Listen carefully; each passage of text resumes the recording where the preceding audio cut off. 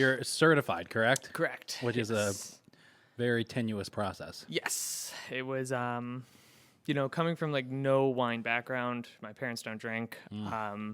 It was a lot of active study. I try to get in 2 to 3 hours a day every day for a few years to get up to the point where I felt confident to certify. Wow. I did it in LA in 2020, right before the pandemic. Oh, wow. Yeah, and I always loved it as like a it was beautifully ironic because I did the certification partially to sort of like solidify myself in my job. I was like, this is job security to say like, oh, I'm a somm now. So, I have this piece of paper. And then I moved here and I was applying for jobs and just getting told by people like, we can't hire you because if we hire you and then fine dining comes back, we know you'll just quit. Or like you're overqualified to work here. Or like, we can't have, like our manager's not even a somm. Like we can't have you in here. And was that in Syracuse? That was, a bit around. Okay. Some wineries, some restaurants. Okay. Yeah. Because thinking about that, I'm thinking, I don't know of many restaurants in the area who know what a somm is or know the different levels in Syracuse, at least. There's definitely a handful, but probably not many. But wineries makes a hell of a lot more sense. Yeah. What's that like? I mean, so there is, I forget the first level, what that's called. There's certified, there's advanced, and there's master, correct? Yes. Yeah. So, I mean, what's it like to be a certified, how do you pronounce it, sommelier? Yeah, somm. Okay, somm. Yeah. So how does that feel to be certified? It felt really cool to certify. So I certified when I was 24, and I did it in Beverly Hills against a bunch of people who worked in Michelin restaurants, people who owned wine shops, people who owned wine bars. And I was the youngest by probably about 10 years in the exam. And I finished first. They don't tell you like where you finish in the rankings unless you finish first. And so I'm sitting there and I'm like, so sure I failed. And they've calling all the names off and there's one diploma left. And I'm like, I think that's a K. And none of these people had K in their name. And they call my name as like, you just won this scholarship, this bottle of wine, and like you finished first in the exam. And so it was kind of, it just felt really great to like, be this. I was coming from Portland, Maine, this podunk town beverage director at this restaurant nobody's ever heard of, and outside of Maine, it was very regionally famous. Yeah. But to come to LA and do that felt really, really cool. Yeah. So that was 555. yeah. Okay. Yeah. So there's a lot of questions I want to ask you. What and this is probably a really dumb one. What is the difference? What have you noticed is the difference in the food scene from where you were in Maine, Portland, Maine area, to Syracuse?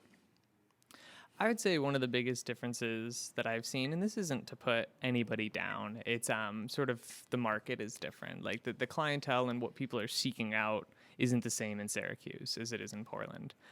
Portland became a food destination, like as I was living and working there. I think Bon Appetit named it foodiest city in the country, and the downtown peninsula has about like 200 or 300 restaurants on this like couple square mile area, and so it's very densely packed. Tourists come from all over New England. It's the biggest city between New Hampshire, Vermont, and Maine. And so it's a lot of people like congregating there who don't want to move to Boston.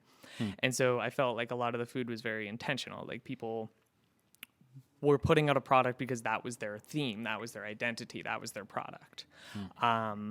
And here I feel like it's a little bit more catered to the audience that we have. And so like themed restaurants are harder to find, in my opinion. The idea of like, we serve, high French cuisine. That's what we do. We're not going to branch out. We're not going to put a burger on the menu. That it doesn't seem like those type of restaurants can survive here yet. Or, maybe pre and post pandemic. I moved here July of 2020, so I'm not sure what it was before, but. Not much has changed. Deefy existed back then. I don't know if they were still here when you got here. I got to work there for about 2 months really? before they permanently closed. So, I mean, Cody and, Nick, I'm sure, but, I know Nick more now, but I knew Cody a lot more then.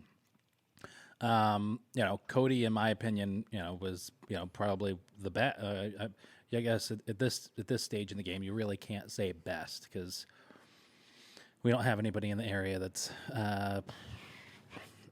worthy enough, for lack of a better term, to like put that classification. I'm sure as shit not.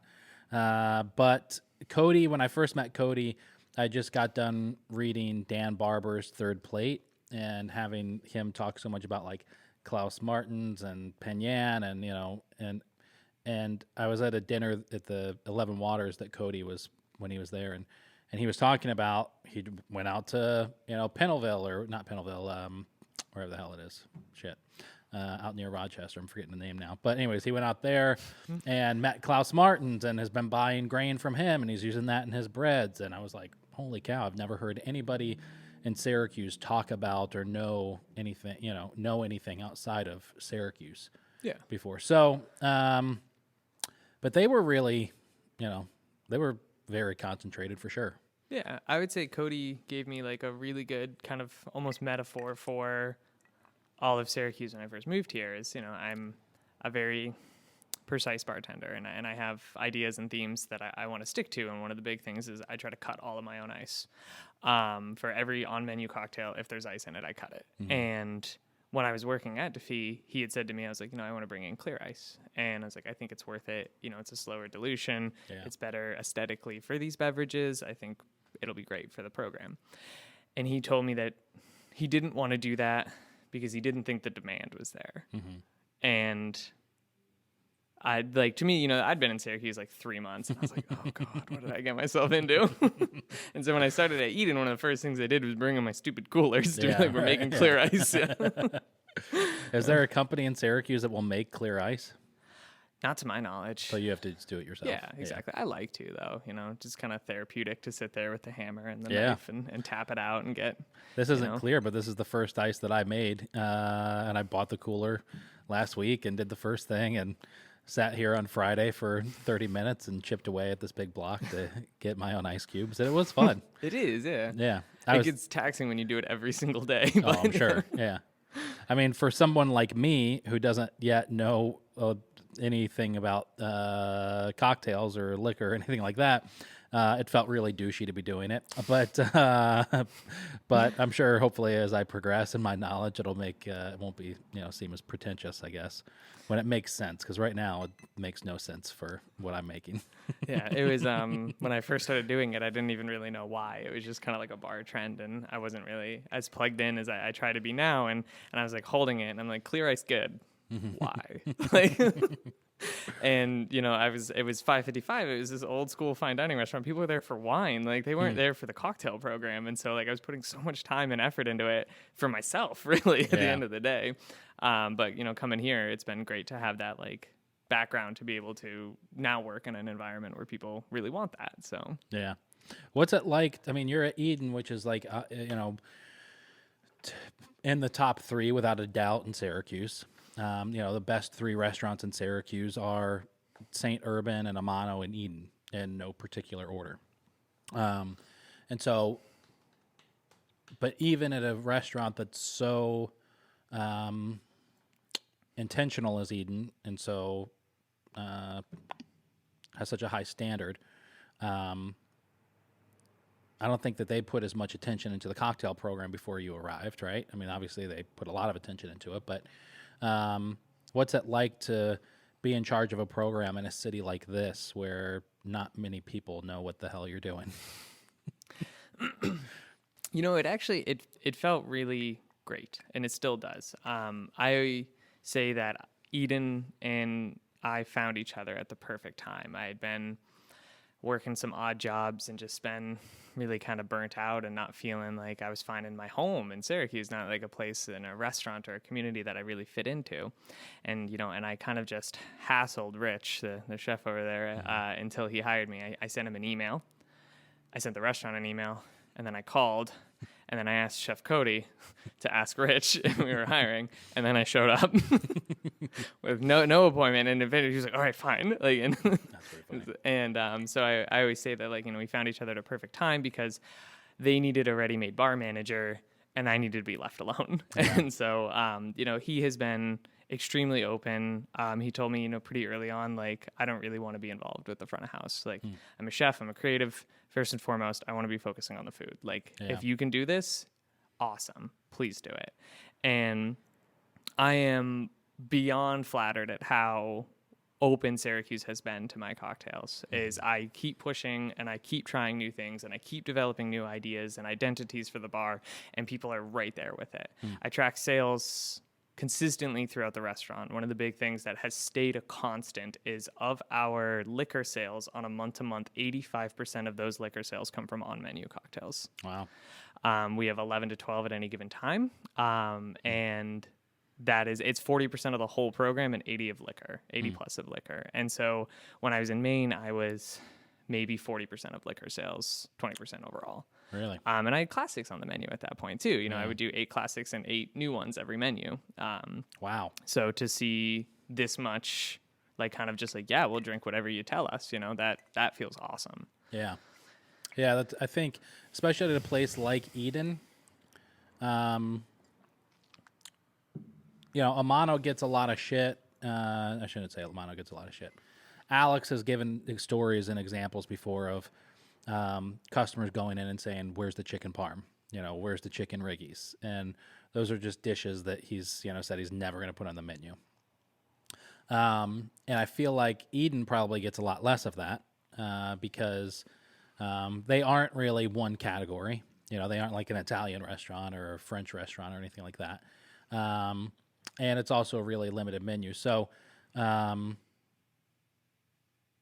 it's, I wouldn't think of, if I go into a restaurant, I shouldn't say that because I went to Amano and ordered a Negroni that they didn't have on the menu. But I was just going to say, like, if I go into a place and I know that there's an expert doing their thing, I'm just trusting whatever they're doing. I don't really care what it is. I don't care if I don't like it at first. I'm saying it's because my palate isn't there yet, not because it's not good. Now if I go and get a cheeseburger somewhere and I don't like it, I'm going to say it's because it's not good. Yeah, you're qualified to answer the cheeseburger question. Right. Yeah. I'm not qualified to answer somebody who made their own Amaro and brought it in. Yeah, drink it if you want. I mean, so that is that's more how would you consume that? You would consume that with. I recommend it on an ice rock. That's just how I like it. Oh, like that? Yeah. Oh, okay. And so I have done it in cocktails before. Yeah. One of the big ones I did a spin on a white Negroni featuring it. Trying to feature all Finger Lakes or all New York State products. It was a distillery down in Long Island, and this company out in the Finger Lakes that's making fortified and aromatized wine. Yeah. And so it's Le Lait Blanc, effectively. Yeah. It's Balsam Magnolia aperitif, if anybody's curious. But yeah. I don't even think they make it anymore. Oh, okay. I stocked up when they did.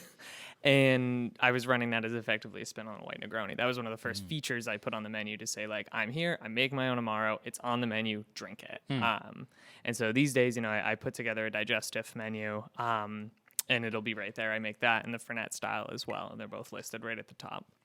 So they're a lot of fun, and as people keep coming in, they're starting to order it as their digestive or asking me to make a cocktail based around the Amaro. Dude, you get a lot of customers that come in and are aware of what to drink and when to drink it, or is a lot of Neanderthals like me who just come in and say, I want an alcoholic drink? I would say it's pretty even split. There are people who are very particular on how they want to drink. They want their cocktail before dinner. They want wine with their dinner. They're going to want an after dinner drink, either coffee or some sort of ice wine or port or something along the lines of that. But then the people who aren't are just happy to be along for the ride. Yeah. And that's what I always find is great. It is 99.7% of interactions I have with people regarding beverages at Eden are positive. Okay. And that's great. Like, they just want to be drinking, and they want to be drinking the way we're telling them to drink. And that's so good. When we do our wine dinners, we start with an aperitif before and a digestive after. And those are intentional, and they're made to be there at the place that they are there, and people are happy to drink it. And so, they're there for wine, but they'll drink the cocktails before and after. That's cool. What is that? So, I'm going out to dinner, and I'm sure obviously a big part of this depends on what I'm having. So don't take that into consideration. But I'm going out to dinner. I'm going to have a nice, wonderful dinner. I'm at one of those 3 restaurants, Eden, Amano, St. Urban, wherever. So I'm not at Applebee's. Okay. So what are those drinks that I should be having before and during and after that are, I guess they could be anything based, but let's say specifically cocktail based? I would say before you want to usually stay lower proof. Maybe slightly either acidic or bubbly. Effectively, you're trying to cleanse a palate. You're trying to wash a palate. You know, I always think of it, and it's kind of how I say it at the beginning of wine dinners, is you have been out all day. You've been drinking, you've been eating, maybe coffee, some sort of sweet at some point. Like, you know, maybe you had a burger at noon or something because you're like, I don't know how much food they're going to serve at this wine dinner, so I got to eat before just in case. And so when people come in, I want to cleanse their palate at the start of it. And so I'm going to serve them something that usually has a little bit of bitterness to it, some acidity, and is usually bubbly. Okay. As we go through the meal, you want something that can stand up to your food is usually the best way to put it. Like, you know, you need astringency or acid to cut through like richer dishes is one of the big things. If it's a steak, you want some sort of astringency in the cocktail. If you're having chicken, acid works really well with it. And then when we get after dinner, the two things, if you're having dessert and you want a dessert drink, the safe rule of thumb, and everybody calls me crazy for this one because they're like, no, red wine and chocolate is great. Red wine and chocolate is awful. The safe rule of thumb is that your dessert drink must be sweeter than your dessert. Because if it is not, and you take, especially wine, so we're drinking, if we're drinking a wine like a dry red and we have a chocolate, like a sweet chocolate dish, like a pot of creme, and you take a bite of that and then drink the wine will taste like nothing but acid because there's acid in it. Yeah. And your palate is currently weighed down by all the sugar and the fat from the dish. And that's like coating your tongue. And the only thing that's getting through is acid. Okay. And so you do a sweeter dessert or a sweeter beverage to kind of complement that and help like really highlight the flavors that you're trying to focus on. And then once you get to the other end of that, you want another palate cleanser. And this is usually when people will go for darker ideas. That's where Fernet is great. I don't believe in digestives working to settle your stomach. I'm a firm believer that you're just a little more drunk than you were before. And in general, or just specifically after a meal? Pretty much ever. I think the one time I tried to use a digestive for its intended purposes, I threw up. An entire bar of like a huge bar of chocolate felt awful. And I was like, I know, I'll have some Amaro. Drank it, threw up. But so having that, you just want one more palate cleanser to kind of wash away everything. You know, something like a steak is extremely rich and there is fat in that, and you just kind of want to wash that off. And, you know, you finish the meal, that final taste in your mouth should be something that was cleansing for your palate. Okay. And also, it's punctuation for the dinner, too. You know, if the last thing you have is a really great cocktail and you leave, you'll think about that. But, you know, if the last thing you have is like you ate a burger with a brioche bun, aioli, cheese, and bacon, and now you're like, oh my God, I feel awful, that's your last impression of the restaurant. That's pretty funny. Yeah, I'd never thought about really like what you should or shouldn't have, or when, or what you should have and when in a dinner until recently. And I was like on my way to Amano and earlier this month, and so I decided to just Google it and read some blogs. And the only thing that I really found was, you know, the before, which was a solid Negroni. So I've been drinking them ever since, and I really enjoy them. I just don't understand the Anthony Bourdain. You know, 1 is fine, 2 get you there, and 3 you're saying, you know, where are my pants and who are you? I don't see 3 Negronis doing that, but you know, I am also a bigger guy, so who knows? But I really enjoy it. You know, it's a great drink, and so as like, and then I couldn't find anything on what should you have during dinner or after dinner in the form of cocktails. So that's why I was asking. Yeah, I think that's a big issue in the industry. Is there's sort of this perception that cocktails and food do not go together. And that has been that way since now disgraced master somm Fred Dame. It was in a book called 99 Bottles from another somm named Andre Mack. He's down in the city, and he talked about the first time he met Fred Dame, and he was like, let's have some cocktails. And he was like, fuck cocktails, those ruin your palate. And I think that kind of perception, like what he's thinking when he thinks of a cocktail is not the same thing that I'm thinking. Yeah. And so I think that like it's shifting, and you're starting to see it. Like you're starting to see intentional pairings between cocktails and food, but we're not like established there yet. There's still a lot of people who don't think they go together. Yeah. I was, you know, there's a phenomenal restaurant and chef in Lake Placid called Purple Sage Bistro.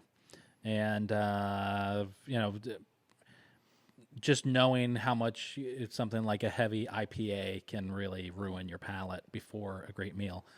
I just remember sitting, I said to the chef and to the owner, who's like this, really well-known chef. I mean, he's like, cooked for every celebrity that ever existed and worked for all these different celebrity chefs. And so anyway, I said, I just got done saying to him, ordering, I said, whatever you think I should have.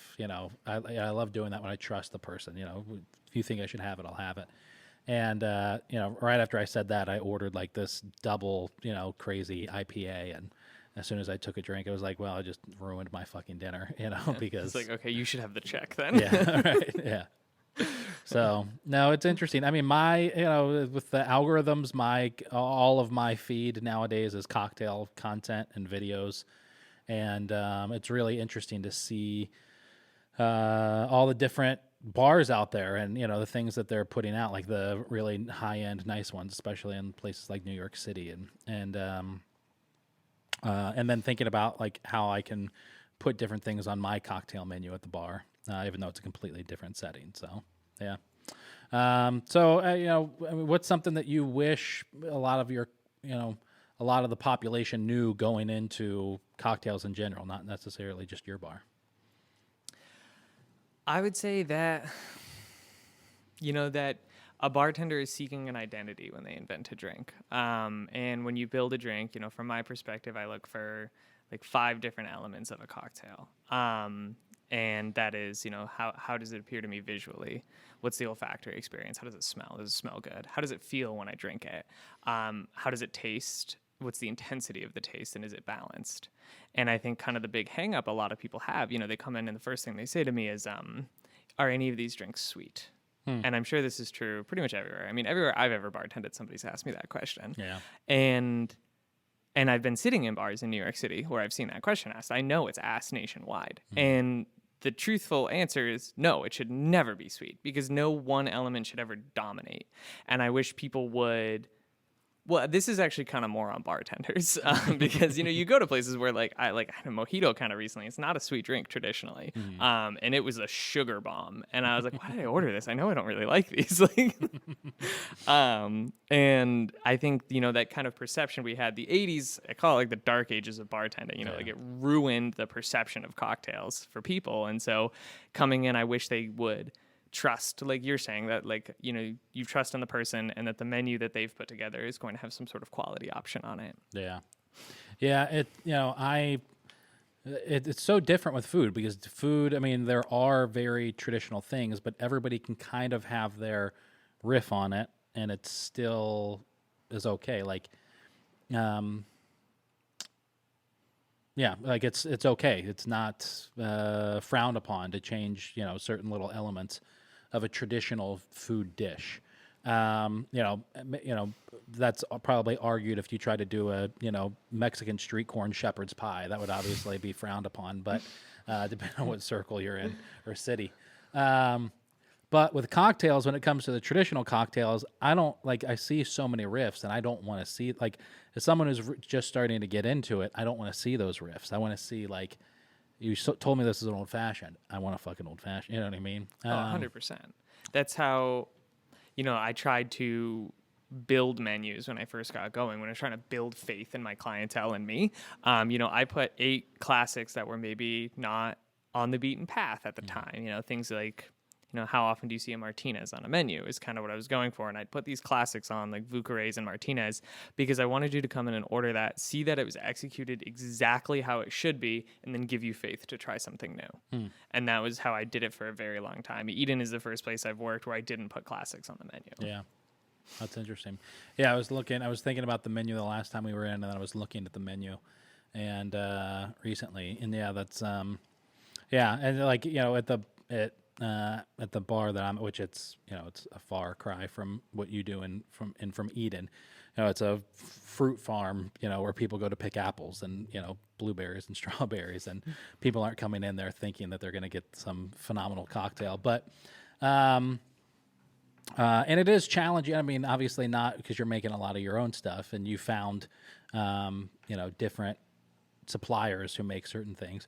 I just recently found out that there was somebody in New York State doing vermouth. I didn't know that there was anybody before that. There's a few, yeah. There are a few, Yeah. really. Okay, so I need to expand my horizon then, because I thought that there was nobody doing it. So trying to come up with the cocktails for the fall menu. A lot of them are just really, really basic. And then you mentioned like the mojito. I mean, I have a blueberry mojito on the menu. It comes in a fucking mason jar, but and it is a sugar bomb. But I couldn't find a rum that I liked. There was one or two that I tried from the immediate area that weren't very good. And so I'm using Lock One's Coconut Excuse liqueur on it, which is, really fucking good. But not, and the mojito it is. But that's the number one seller of that drink. And it's a massive sugar bomb. But people love their fucking sugar. They love it. Yeah. Yeah, And then sure. when you take that into consideration, that's a palate destroyer, Right, and you're yeah. like, that's why people think that, Yeah. and that's the nature of it, is, that, and until that clientele makes that full shift into it. We saw it in wine, Mm-hmm. like American palates have been drifting drier in wine for a very, very long time. Yeah. And so like maybe it'll happen, but we'll see. Yeah. That's pretty interesting. Yeah, I mean, luckily the palate, out at, a farm it goes from the mojito and then to a hot dog. So it's, not, I'm not too worried about having to destroy their palate as they go to have that. But yeah, I did just, I'm trying to figure out that balance with it, because I was, trying to think of like something classic to put on there. I've got 2 different bourbons out there that we buy. We don't sell a lot of bourbon. It's not like, people buy the, sweet drink, those sweet drinks as much. Like I have a White Russian on the menu, and, that sells really well, and the mojito and yada, yada. So I was trying to find a way to like really push the bourbon. I've got Lock One's, Waldron, whatever the hell it is. And then I just brought in Old Home Distillers Field Days bourbon. So I did a campfire maple sling, I called it. And it's maple syrup, a little bit of cinnamon simple syrup that I make, and then 2 ounces of bourbon. So it's a half ounce of maple, a quarter ounce of the cinnamon, and then I smoke it with cherry wood at the end. And it is good, but it's just really, really strong at every step. Like in the beginning, it's just really smoky. And then you get like a couple seconds of like you get the bourbon, and at the end, it's just really, really sweet. I'm trying to find that balance of like, maybe the cinnamon doesn't need to be there, although I kind of wanted the cinnamon to be in there, but maybe it's just adding too much sweetness. So You could take out the cinnamon simple syrup and use Lockhouse's Fernet style Amaro. Just maybe a half ounce of it. It's like I call it like the pumpkin pie spices. Oh, They're really? like deep in it. It's like almost like old fashioned bitters. Really? You get this like kind of cinnamon clove nutmeg note out of it, and so Okay. I use it a lot to kind of dial back sweetness on like dessert drinks. I did Okay. a s'mores flip last summer that I had actually Yeah. like made meringue that I was piping on top of it, Wow. and I use that Amaro to kind of pull back the sweet from the chocolate. Okay, that's interesting. Yeah, my first thought was to try and find like a cinnamon concentrate or something I could like do a couple eye drops on. I mean, it's a completely different setting, but are you ever? I mean, when you're creating these cocktails, are you thinking to yourself like, are you going through speed and the ability to pump out drinks, or are you just saying like it doesn't matter? This is a craft cocktail; they'll wait for it. I still think in the first way, but the truth of the environment is the second way. Is that like to me, I'm still building a drink recipe in the idea that it's a 45-second par to make the drink. I always look at prep as like backloading all of the work, so it's just combining ingredients when it's time to make the drink. But I'm at a point where people will wait. And so like I come flying down the bar and I'm like, I'm so sorry for the delay. Thank you so much for your patience. And they're like, oh, no delay at all. I'm like, okay, all right. And they're like, we saw you working. And I was like, oh, all right, Yeah. cool. Like, yeah, okay. I was going to give you free stuff, but now you said that. So yeah. That's pretty funny. How much is too much for a cocktail in Syracuse? And Syracuse is the important part there. Money or ingredients? Money. I think the cap is 15. That's what Okay. I've seen. I have a cocktail on right now at 15. And people in Syracuse, I don't know why, in all of upstate New York, this is something I found true at every environment that I worked in. They love tequila. Really? It is, when I was over bartending at the Krebs, I made more margaritas there in like a weekend than I had made in the previous 2 years. Well, that feels right at the Krebs because, I mean, And, people ask me all the time for tequila drinks on the Eden menu. And I had found a distillery out near Buffalo called Steelbound, and they were doing an agave distillate. But it's wholesale, I think, 36 a bottle, and that's far outside of cocktail pricing. Yeah. And I was like, I want to do this. I want to do this for the people who have been asking. And so I was like, well, if you use an ounce and kind of subsidize it with some other fun stuff, you could probably get it around 15, and that's going to be a good margin for the bar. And that one sells, but I have had other $15 cocktails that do not sell. Really? So I think it's 15 with the asterisk that it has to be tequila based. Does Eden have a farm license? Is that why it's all New York State, or is it just because it's the mission of the restaurant? It's just because it's the mission of the restaurant. So I carry actually a lot of outside of New York State products. I carry many small market distillates, Amari, bitter cordials from all throughout Europe. My big thing is that I don't work with any major brands. Okay. So there's nothing, you're going to look at the bar, and I say it to people all the time when I see them scanning, and I'm like, you're going to understand that you recognize nothing on this back bar, and that's intentional. I really want to find products that have cultural relevance to the small regions of the world that they're produced in. And so featuring those on the menu does allow me to branch out of New York, but still hold with the ethos of the restaurant.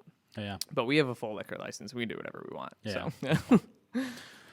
Is there a bar or restaurant or cocktail bar or whatever in like the immediate area that like you really love their cocktail program? There are two. Okay. Yeah.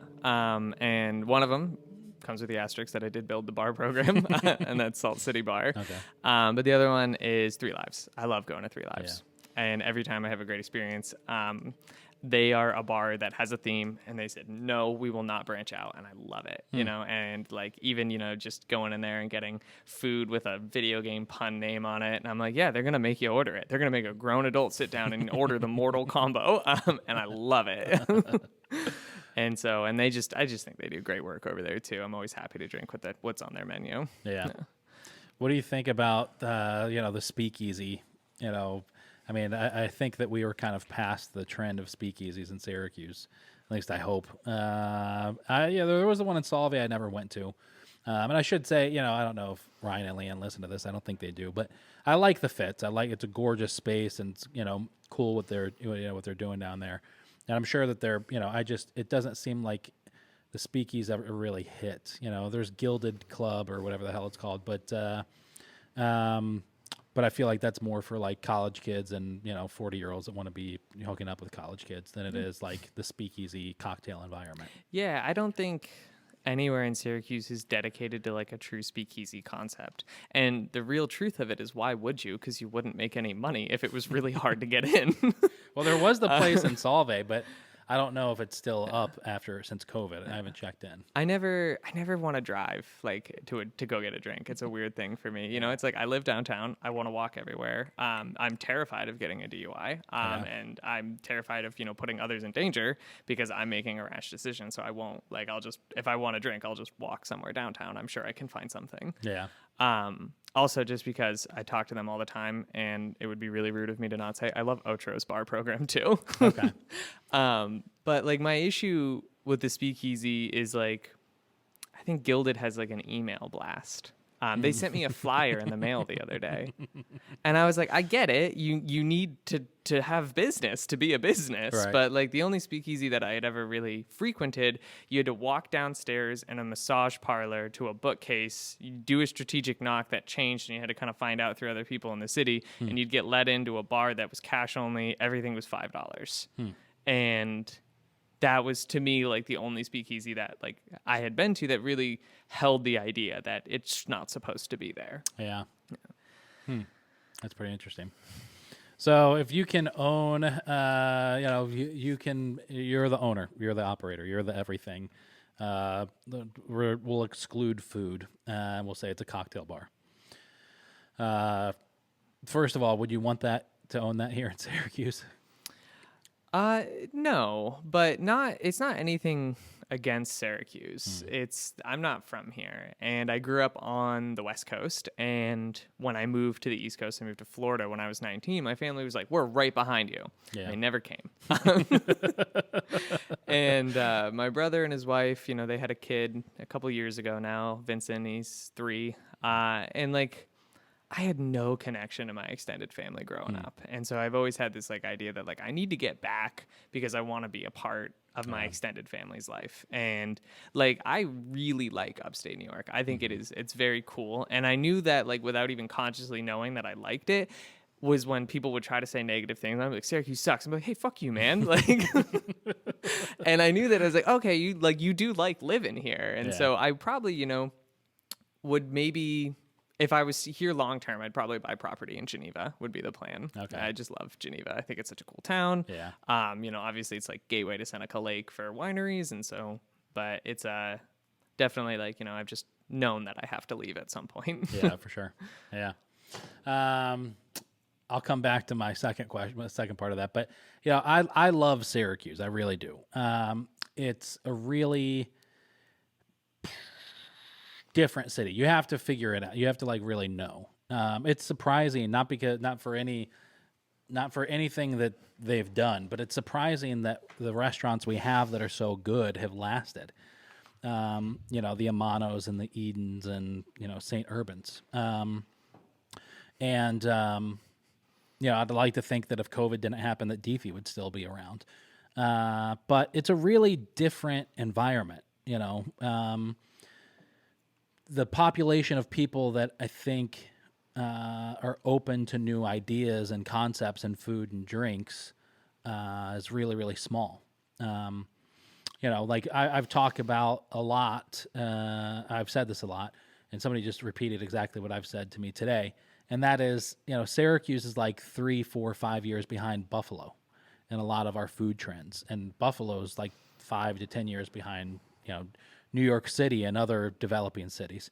And so it can be challenging at times because of that. I opened 3-1 Fried in April, and a lot of people were saying, this is like the newest thing to happen in food across the country. I can't believe it. It's a gourmet fried chicken sandwich. It's like, well, this has been happening for the last 3 years in Rochester. It's just we're just now getting to it in Syracuse. So those are the things. It can be challenging. So you have to like kind of figure it out and work with it. I mean, maybe that's my perspective. I think your perspective is probably different because you're doing what you're doing at Eden, and it seems to be working. Yeah, I have I call it like a bull in a china shop perspective on Syracuse. It's sort of just like, this is what I want to do, and I'm going to do it. Yeah. And you'll drink it or you won't. And that's it at the end of the day. And so and that has been, Rich and I talk about that a lot at Eden.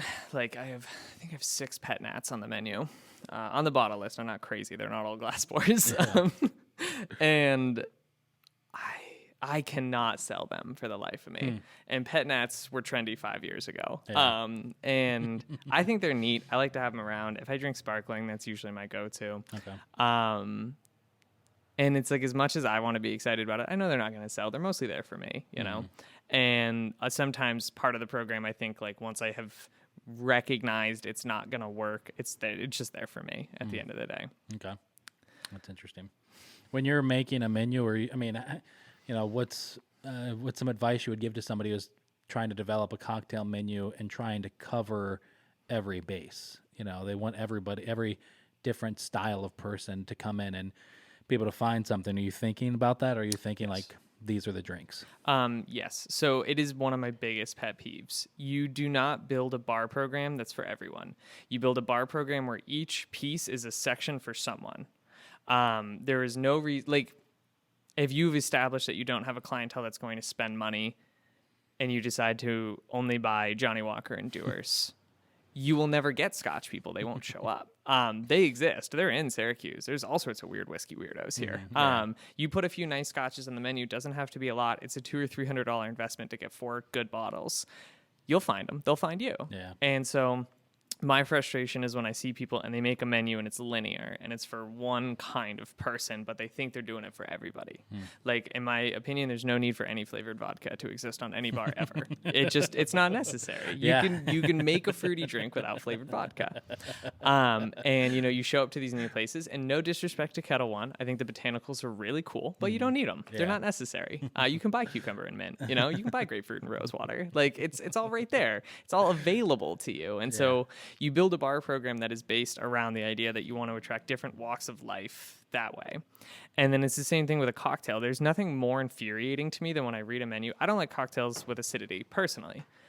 I read a menu and I'm like, that's a sour, sidecar, sidecar, sour.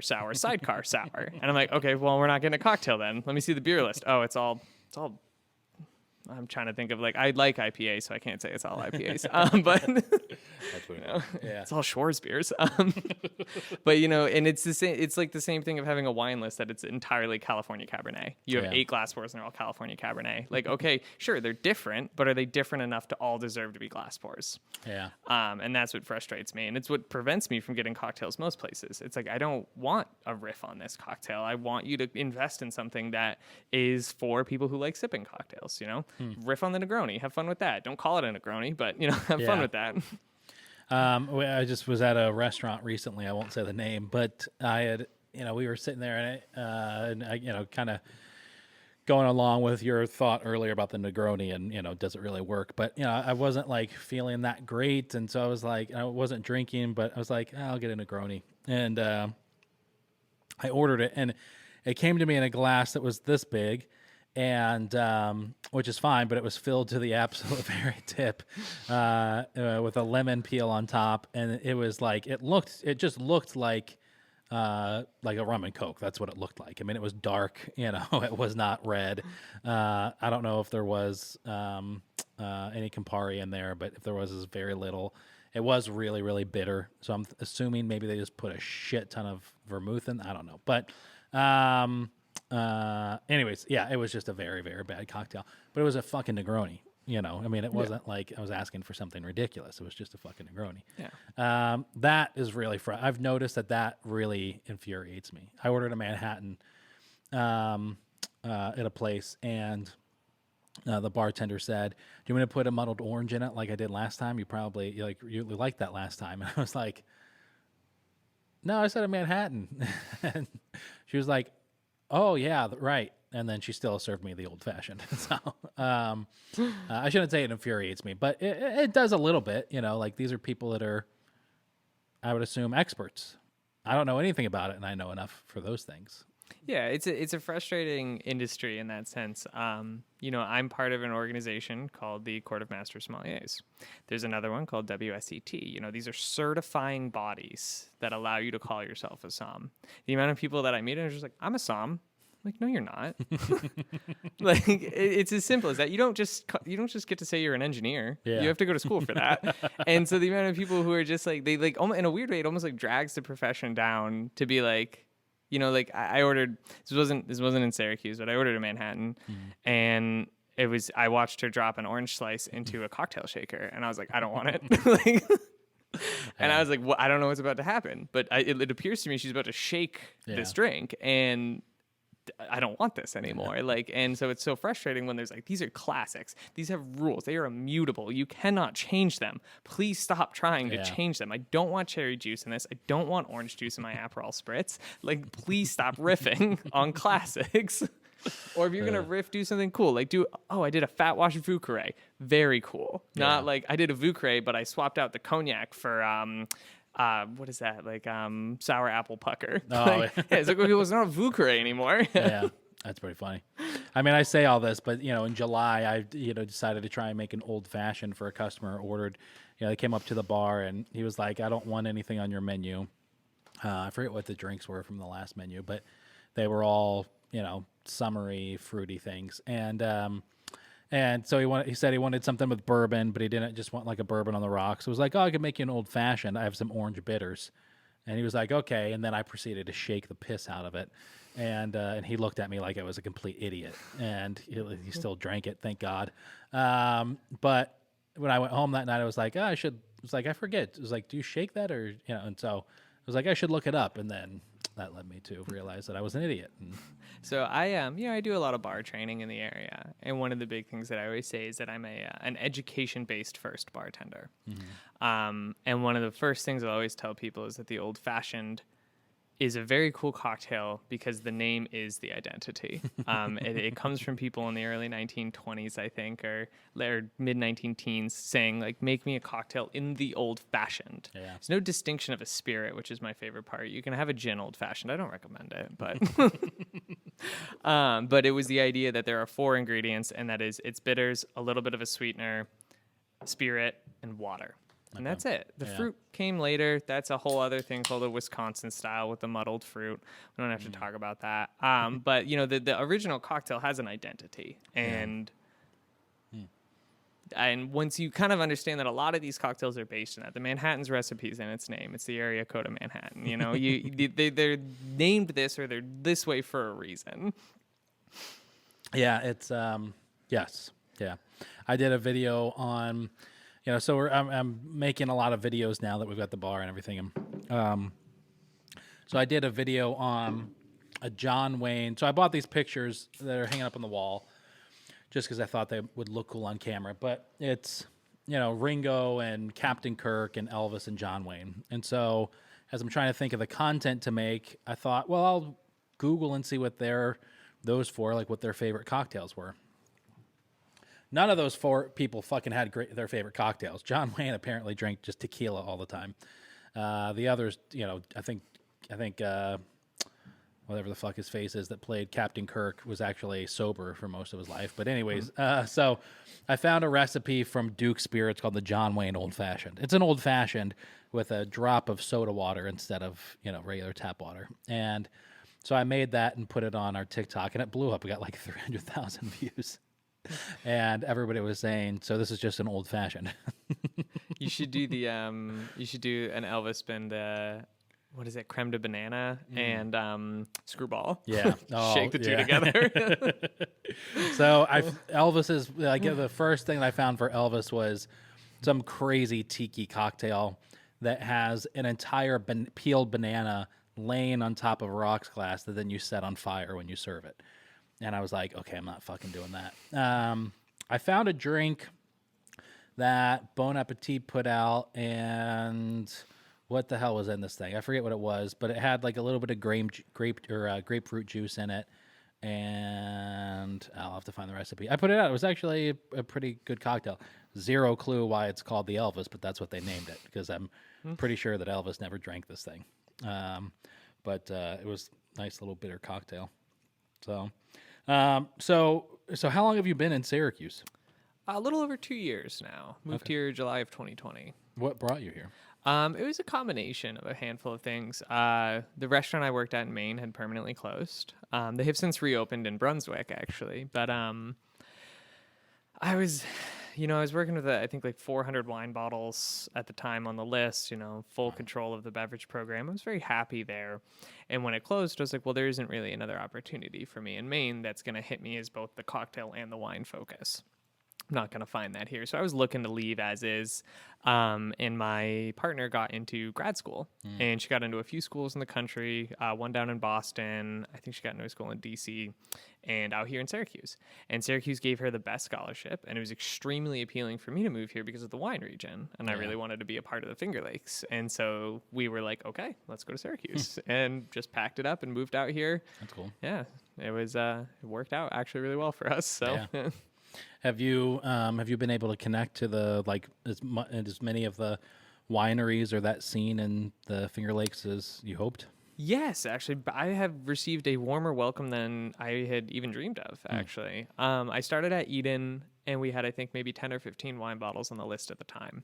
And the chef and owner, Rich, he'd said to me, what's it take to win a Wine Spectator? I saw you won 2 at your last job. Like, what's it take? And so we figured out what we needed to get together to get qualified for a Wine Spectator award, and that involved flexing out the bottle list to north of 90.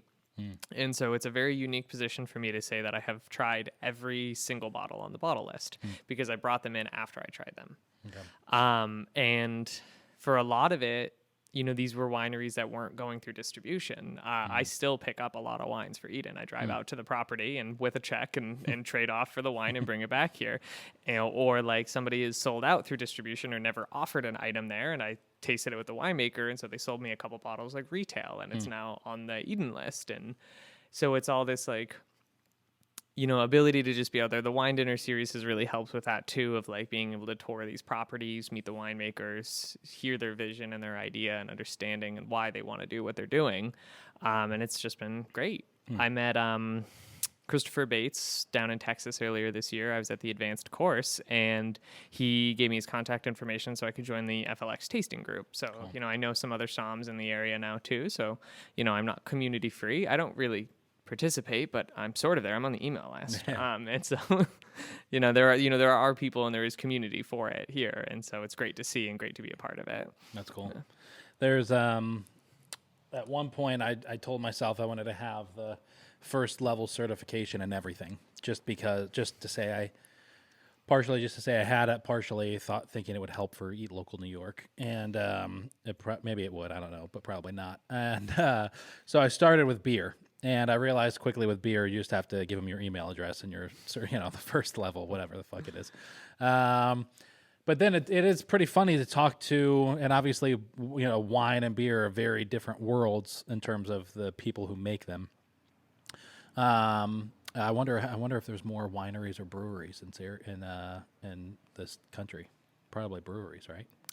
I think definitely breweries. Yeah. I think we're over 5,000 breweries now.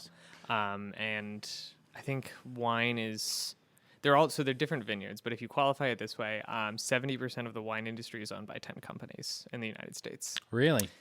The remaining 30% is the other everybody else. Yeah. And those are all of your independent, not conglomerate winemakers. Huh. Many of them have the dream, myself included, of opening a property that gets bought out by a conglomerate.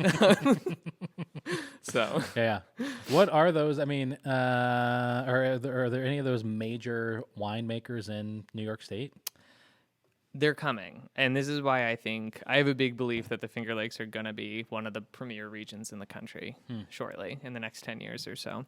The Riesling is already the best in the country. And in my opinion, there's no disputing that. Some of the Rieslings I have had here have rivaled some of the greatest French and German Rieslings I have ever drank. Same thing with the Cabernet Franc. I think the best Cabernet Franc absolutely blows any California out of the water because it's too hot for most of California to grow great Cab Franc. I think Gallo has bought some property out in the Finger Lakes, and then Taylor already was here. I think they bought property back in the 80s, and they're probably the two biggest companies in the United States for wine production. And I see it. There are, obviously there's a master somm here. There are more people moving here. There are wineries or winemakers coming from California to be out here. Both the winemakers at Dr. Constantine Frank are originally from Napa Valley. And so I think it's changing and it's growing as time comes up. Yeah. So is that a dream of yours, is to one day be able to, whether it's own or just run your own winery? My dream, I would love to own my own little ecosystem. I would love to own a coffee shop and coffee roaster, a brewery, a distillery, a winery, and a restaurant. And just all on the same block would be ideal, so I didn't have to travel very far. Do Living Roots out in Rochester. They call themselves an urban winery, and they source grapes, and they own property, I believe, on Seneca Lake, but they make the wine in Rochester. Oh, okay. And so, you can do it. Yeah, you can. Yeah, for sure. And their wines are great. I was just I was in Rochester today, so about 4 weeks ago, I decided it's time to get Eat Local. The name of the company is Eat Local New York, but 95% of what we post about is all Syracuse and Central New York. So I decided it's finally going to be time to get out of Syracuse. So one day a week I go out to Rochester. And so far it's been, I pretty much check in at 2 to 3 places. I'll get coffee, I'll work for a little bit, I'll go get lunch, and then I'll stop at a brewery and set up a podcast in advance, and that's been fun. But today I went to this place called 20 Deep Winery. Okay. And I forget the exact name of the town that it's in, but you get off at Victor and basically go south. And it was cool. I mean, they pitch themselves as a winery with a brewery vibe.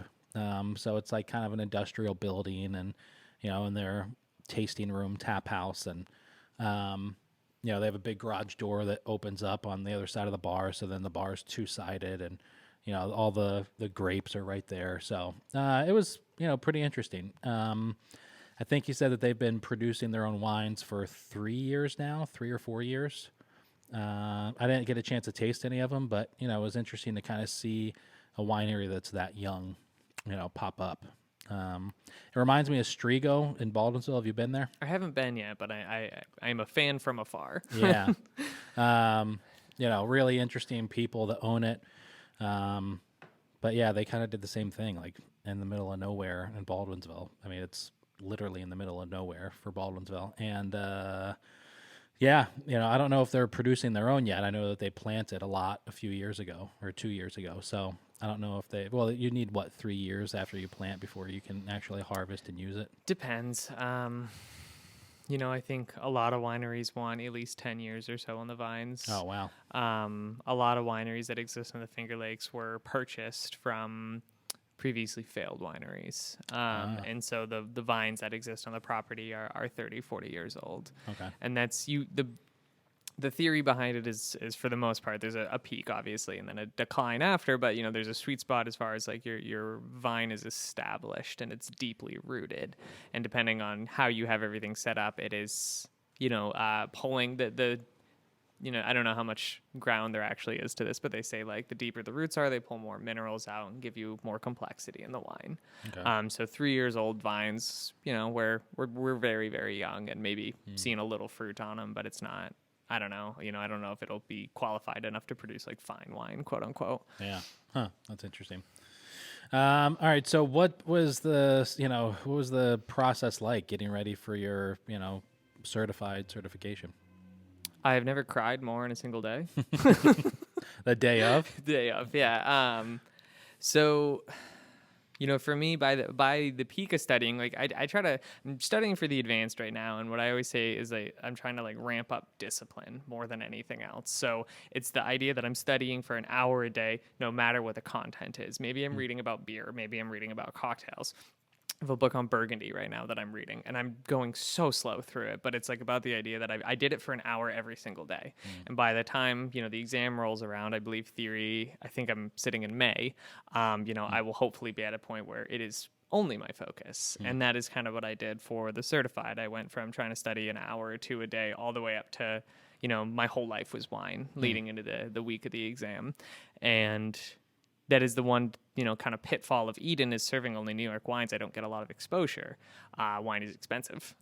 So, the idea of like spending thousands and thousands of dollars on bottles, just to make sure that you know what these things taste like is difficult. And, but I treat it like almost like an educational expense. Like, you have to buy these wines because you need to know what this tastes like. And you need to understand why this, whatever chemical compound presents itself this way in this wine. But for certified, and this is, I don't know if you've met a lot of somms. No one that's ever been certified. The only one that I've ever met really that I know, and he's level 1, whatever that is. But Anthony D'Onofrio. I don't know if you ever met him. I have not. He's currently the chef out at the Yards. He's like the corporate chef for Bull and Bear Roadhouse. Oh, okay. Which is kind of funny to say that he's level 1 and he's the corporate chef at Bull and Bear. Anthony, if you're listening to this, I think you're a great, very talented chef, and you have a wonderful palate. But a lot of somms, and if there are any other somms listening to this, I'm not sorry, are extremely egotistical. And for a lot of them, wine is their everything. They work as floor somms in big restaurant groups in big cities in the country. I have never been that. And I've always worked with small restaurant independent owners as the person, like doing everything in the beverage program. And so the certified examination for me was very difficult. But when you talk to other certified somms, they say it's a breeze. They're like, oh, it was easy peasy. And it's not. And I don't understand why they can't just accept that they did something that was hard and did something that was an accomplishment in their lives. But the actual exam itself it's an all-day exam. You start in the morning. It was 6 blind wines in 30 minutes on paper, thankfully. and then you leave that into a theory examination. I think it was like 10 pages, anything from multiple choice questions to like short answer, like, explain the process of carbonic maceration. And you leave that and you do a service examination. And every person before doing service thinks service is going to be the breeze. That like I knew an aspiring som in Portland who was like, my buddy just like failed. Like he failed service. Can you believe that? That's what we do every day. And they sit there, you walk around a table and it's like, it's a master som and there are place cards. That's like grandma, mom, sister, dad. And you walk around while presenting a bottle of wine and they grill you with food and wine pairing questions, vintage questions, questions about beer, spirits, just anything you can think of in the beverage industry. And they'll give you like things that you can't do. I remember one of my questions, it was something like, we're having duck, salmon, and rabbit, and we want a wine and we don't want Pinot Noir. and they'll do that, and they want you to just rattle off a label effectively and talk it up. So it is like you'll do that. They asked me for 2 Italian lagers. I remember that question very specifically because I said Peroni and and so you're walking around, you're presenting this wine the whole time, and it's from every stage of the dinner, like we were talking about earlier, with like kind of beverage questions, what you want to be drinking at certain times. I mean, they had questions about dessert wines I'd never heard of, and still and to the point where I couldn't categorize it like as a memory. I still don't know what they asked me. Wow.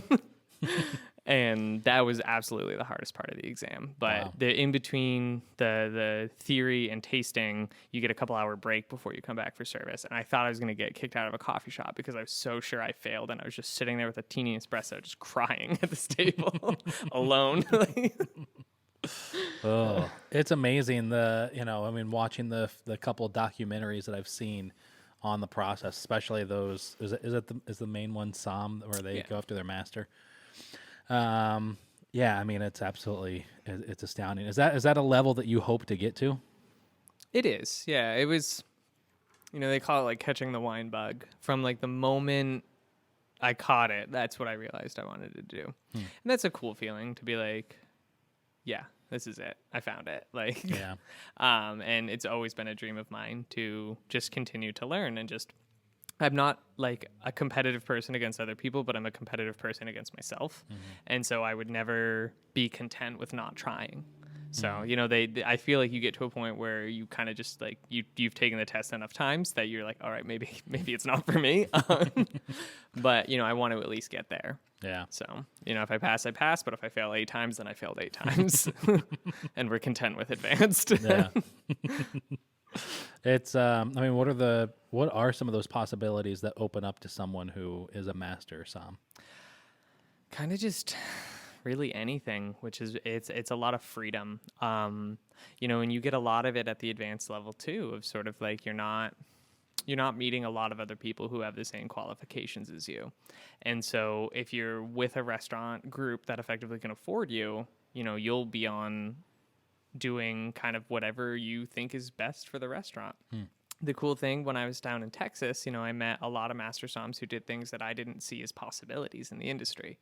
One woman, she is the CEO of like a 30 restaurant group in Texas. And that's awesome. Like, that's not a job I thought was available to me. One of the guys, the odds of them actually finding or listening to this are probably not high, so they'll forgive me if I forget their names. But he gave a speech. He's based out of Boston, and he is the CFO of a wine investment firm. So they have like a warehouse, they hang on to bottles, you buy them as a consumer, watch them appreciate in value, attempt to sell them to somebody else. Wow. And that's his job. And he manages like this multi-million-dollar portfolio. And that's just, again, not a job that I thought was ever even a possibility. Like, you kind of just get this opportunity to do more in the industry, and to be effectively like the kind of person who can shift a paradigm. There's under 300 of these people in the world. Like, obviously, if they've decided a beverage trend is different, like, they have a huge amount of pull. So, yeah, that's pretty interesting. It's, there isn't, even when you get into, I forget what beer is, but there's very few in beer. But I feel like, I don't know, maybe I'm wrong. it does feel like these types of, I mean, obviously there's, those that are prestigious and that have, been around forever, but it feels like more of those classifications, more groups that are creating those classifications are popping up.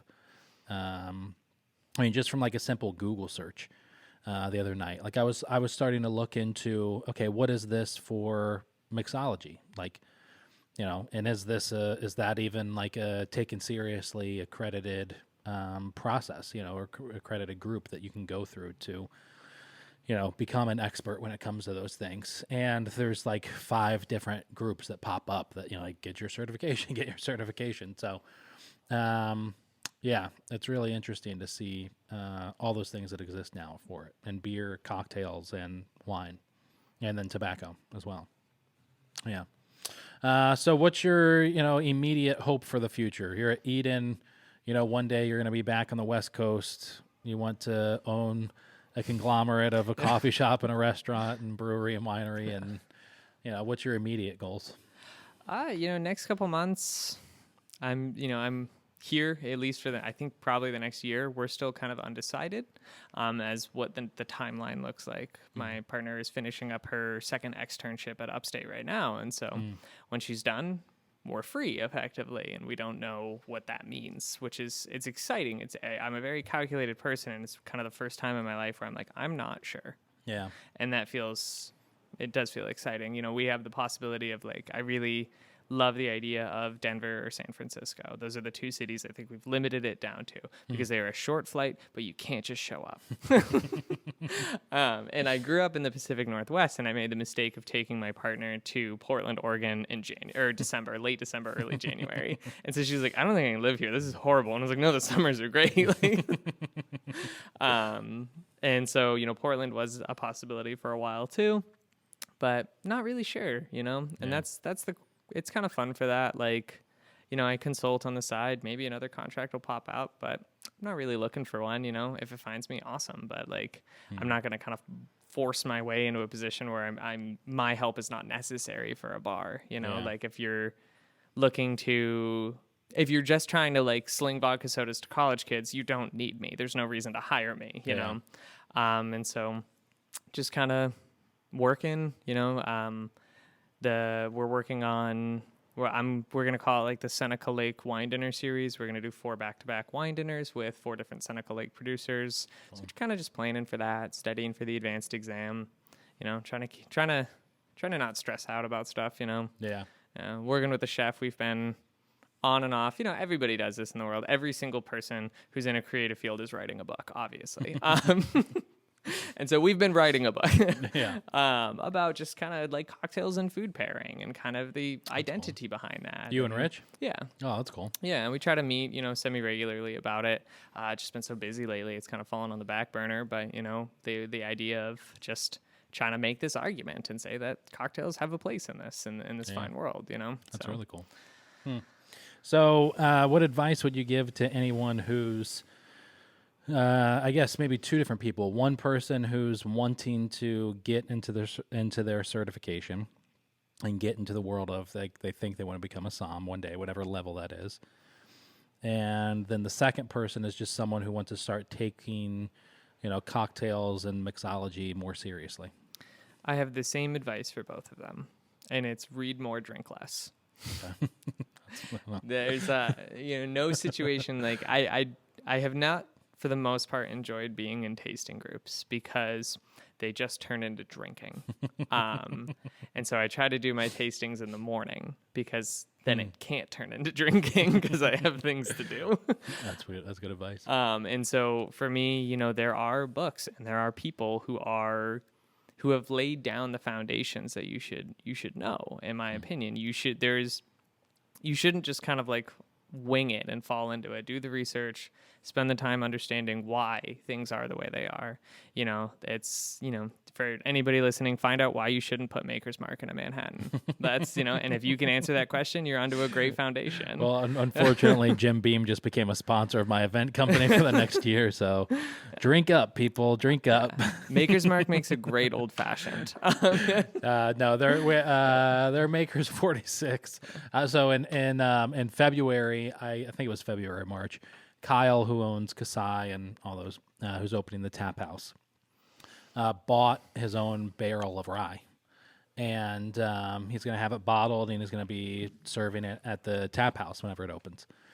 And so I run his social media, and I said, it'd be awesome if I could go with you and I can document the whole thing. I'll bring my cameras and get video and photos. So I had the opportunity. It was really cool. That was actually like that trip was the first step in me thinking about cocktails and what's used in them, because the rep that was with us, he's not a rep, but he works for Jim Beam, and I forget the other brand, or I'm sure more, but he's like in charge of the whole East Coast or Northeast or something. I forget which, but very high title.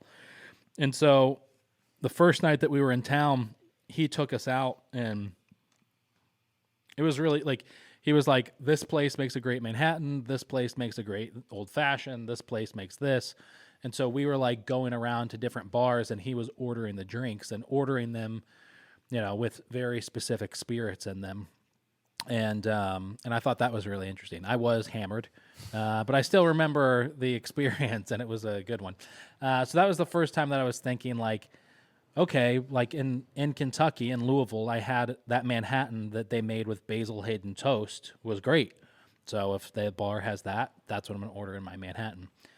And then the very next day we started the Jim Beam plant, and it was a really cool experience. I mean, I'm sure a lot of people, who buy those barrels, like working with Pascal's, I mean, it seems like he's getting multiple barrels, private barrels every single year from different distilleries. But I have his Elijah Craig private barrel over there. That's good. But anyways, it was a cool experience. Like, we got to tour the whole Jim Beam plant and get the history and see their like experimental room and their like private experimental bar where they do their stuff, and then go into one of the warehouses where they had 3 barrels of Knob Creek rye out, and the whole thing. It was like, okay, they walked you through it, and getting to like even go back and forth with Kyle and Jesse and say, okay, this is the barrel that we're going to buy. It was really, really cool.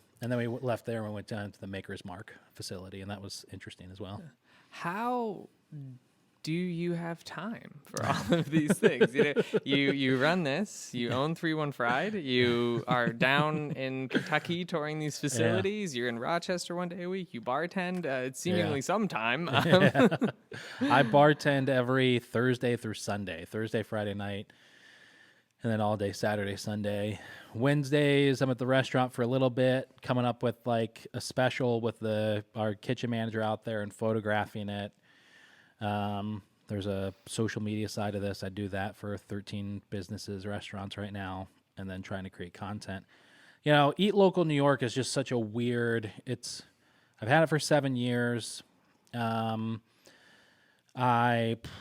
have the card that we sell, the discount card, right? I'm trying to get restaurants to join that. Right now I'm kind of like in this, I want Eat Local New York to be like a Barstool Sports of food in New York State one day.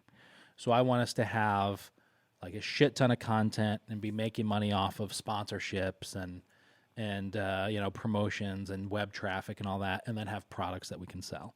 And I also want to be like a little bit of Eater, where we kind of investigate, and do interesting stories on things that are affecting the industry.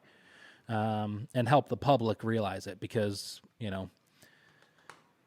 one thing that I think we've seen in the area in the past since the pandemic is the amount of information that we've exposed to the public, about our restaurants and about the industry. It's like the parents always, don't argue in front of the kids. Well, the arguments fucking happen in front of the kids.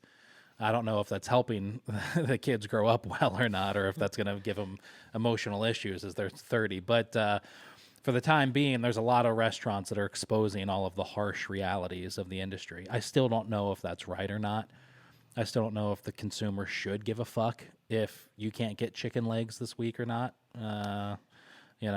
I think that is, I talk about this sometimes at work about how I agree with that the pandemic has changed how we view the restaurant industry. And for me, I've dropped any sort of filter when I speak with guests about it. And I think for our environment, that works really well. You know, I had a guest come in the other day, and they wanted a table, and I was like, you know, we're all booked up. I'm sorry. And they were like, well, you know, can we make a reservation on the next day? And it was Saturday night, and we weren't open again until Wednesday. And she says to me, and I was like, oh, you know, we have Wednesday available. And she's like, you have nothing before that? And I was like, well, we're closed for Sunday, Monday, Tuesday. She's like, you're closed for 3 days? And I was like, yeah, it creates a really good work-life balance with the kitchen. And then conversation over.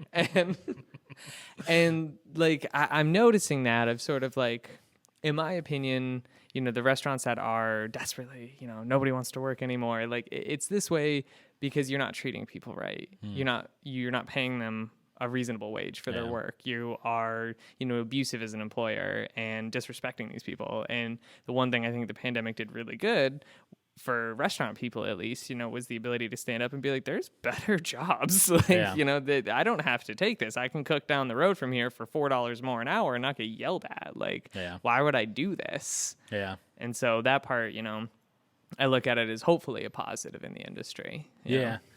I think, you know, a lot of owners are like reaching out and they're saying, you know, a lot of people keep asking the question, well, where did all these employees go? Because they didn't go to just the restaurant down the street. A lot of them completely left the industry. And, you know, there was a restaurant that was shut down during the pandemic. And when they opened back up, they tried to hire their staff back. And a lot of their staff were saying, we went and got a job at Target because it paid like $1 or $2 more an hour. And there's health benefits and vacation time and all these things that we didn't have at your restaurant, which is understandable. But not everybody's working at fucking Target, you know, in Syracuse. So I think a lot of people have gotten jobs. You know, nowadays I could go online tomorrow and find a job at pretty much any Fortune 500 company doing online customer service from my computer at home. Actually, a computer you're going to send me and a cell phone that you're going to send me, and just sit in my pajamas on my couch all day and get paid $20 an hour with benefits. So I think a lot of people left the industry. And I think it depends on the style of restaurant. I mean, at 3-1 Fried, we were trying to expand and open a second location at the farm at Abbott's because they have a commercial kitchen. And I was like, oh, that'd be cool if we did like a residency there. So we needed 2 cooks, 0 prep work because it was all going to be done at the main restaurant. They just had to show up, fry chicken, and that was it. And at $18 an hour, I had 20 phone interviews that all scheduled in-person interviews. None of them showed up for it. That's wild. So there's stuff like, it's just like, it is a weird thing. Now, I don't know if you go to, what's the really well-known restaurant in New York? Is it Madison Park?